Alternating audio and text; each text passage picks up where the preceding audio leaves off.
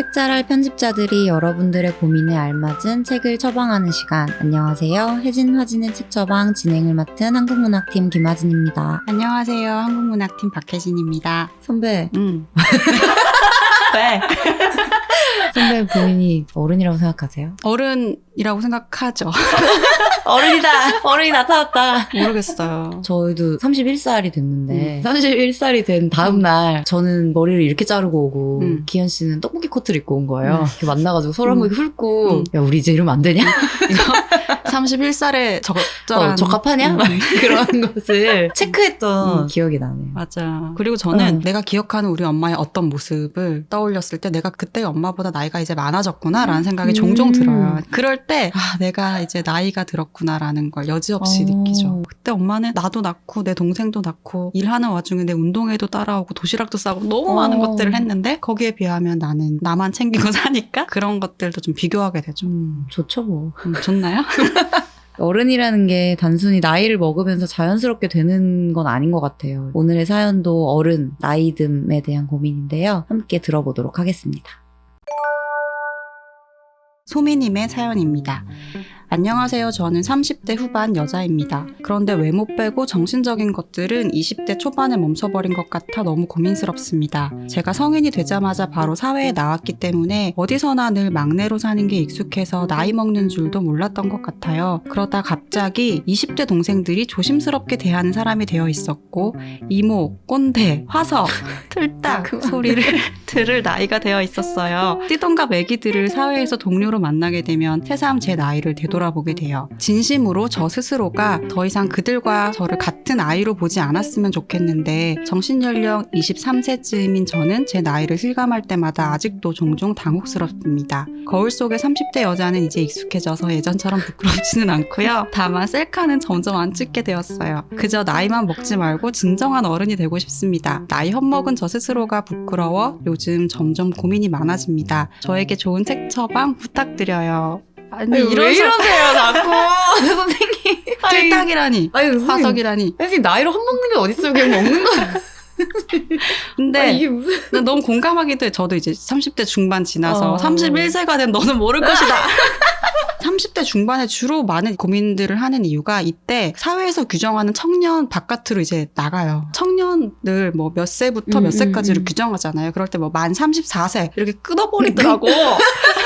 그 밖으로 이렇게 나오게 되면 썩 기분이 나쁜 거지. 기분 그치. 나쁘면서 이런 고민들 많이 하는 것 같아요. 사실 우리가 방송 시작할 때 어른에 대해서 이야기를 했지만 여러 커브를 이렇게 돌잖아. 인생 살면서. 근데 그 여러 커브들이 좀 쌓여 있는 게 어른이 아닐까라는 생각도 들기도 해서 몇 살이 되고 이런 것도 되게 중요하지만 어떤 규정으로 파악할 수 있는 건 아닌 것 같다는 생각도 들어요. 화진 씨는 이 사람 진짜 어른이다 이런 생각을 했던 적 있어요? 누군가를 보면서? 선배요. 없군. 내가? 네. 조금 모자란 어른. 어른인데 눈앞에 있는 걸 종종 잘 못 보고 내가 뒤에서 잡아줘야 되긴 하지만 맞아. 그 외에 진짜 다 어른. 아, 일 저렇게 하는 거구나. 말 저렇게 하는 거구나. 집에 저렇게 안 가는 거구나. 제가 많이 봐오던 드라마 속 어른이랑 비슷해요, 선배. 근데 이제 회사 생활하고 하면은 직급이 바뀌고 시간이 늘어날수록 그 시간에 대한 이름을 계속 주잖아요. 아, 맞아. 그게 어른이 된다는 감각을 되게 많이 대체하고 있는 것 같은데 대리, 과장 이때까지는 일치하는 것 같아요. 근데 그 이상 넘어가게 되면은 이름이 너무 무거운 거예요. 뭐 차장, 부장. 근데 내 나이가 혹은 내 정신 상태가 그 정도까지 되나? 이런 생각이 계속 들고 그러면서 좀 불균형도 발생하고 그러는 것 같아요. 그러니까 이분도 회사라는 단체 안에 있으니까 괴리가 심하시다는 거잖아요. 이렇게 위로가 될진 모르겠지만 그냥 그 애기들이 보기에는 어른이다.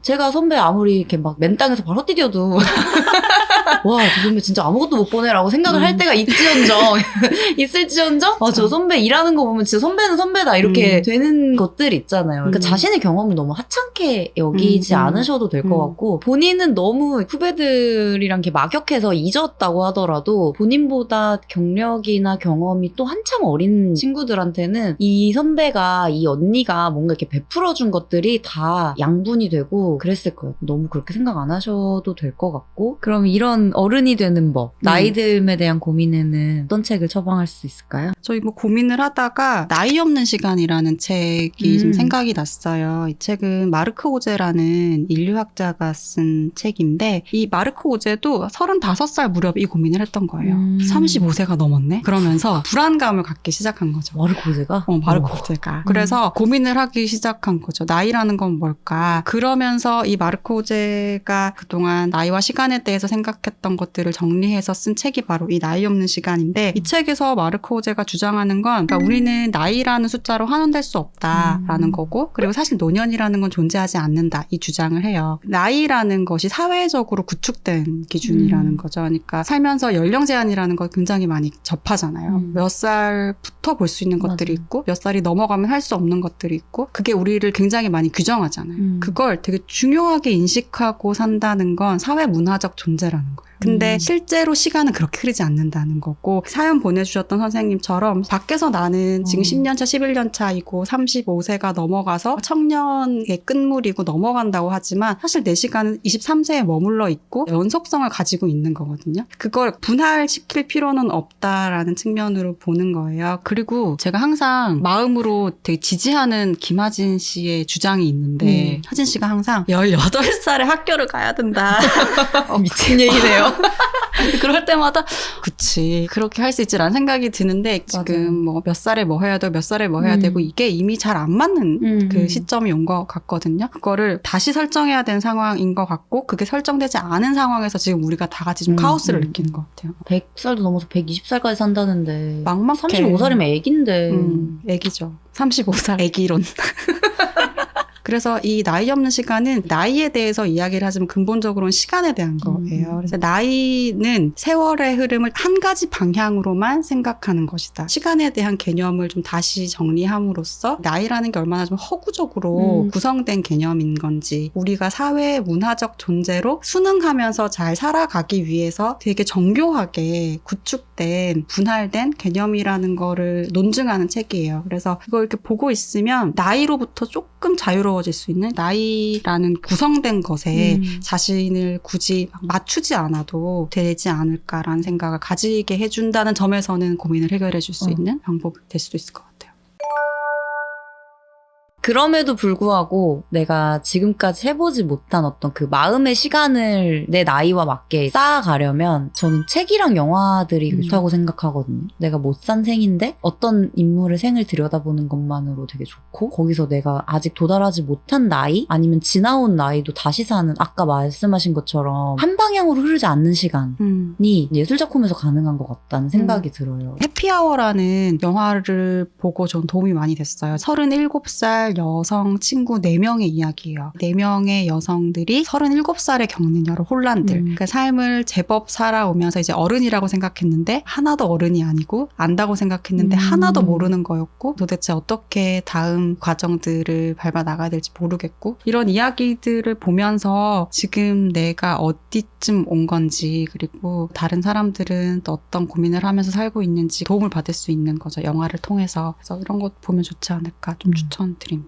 그리고 시간을 좀 정리하는 것? 내 시간을 정리하는 것도 도움이 될까요? 20대 초반에 취업을 하시고 지금 30대 후반이라고 하시니까 그러니까 그 중간이 덩어리의 시간으로 생각을 하고 계신 것 같아서 이전부터 지내온 나에 대해서 연대기 같은 걸로 이때는 내가 어떤 사람이었고 인생에 약간 그 나뭇가지에 마디가 있듯이 마디를 조금 이렇게 나눠주는 거죠. 그리고 분명히 그 달라진 게 없다고 하지만 달라진 게 찾아보면 있을 거거든요. 그거는 사회에서 정한 거랑은 다르게 내가 나눈 마디니까 나의 소개 시간을 채우는데 조금 도움이 되지 않을까 해서 나를 생각하는 시간을 좀 가져보시는 거 어떨지 추천드리고 싶어요.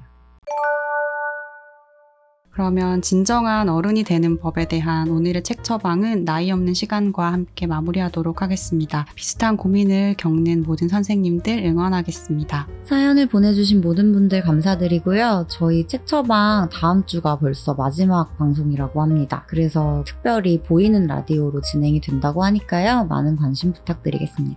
오늘의 책 처방 도움이 되셨기를 바라며 저희는 다음 주에 더 알찬 고민 상담을 가지고 돌아오도록 하겠습니다. 혜진 화진의 책 처방 10화 저희는 진행을 맡은 화진 혜진이었습니다. 안녕.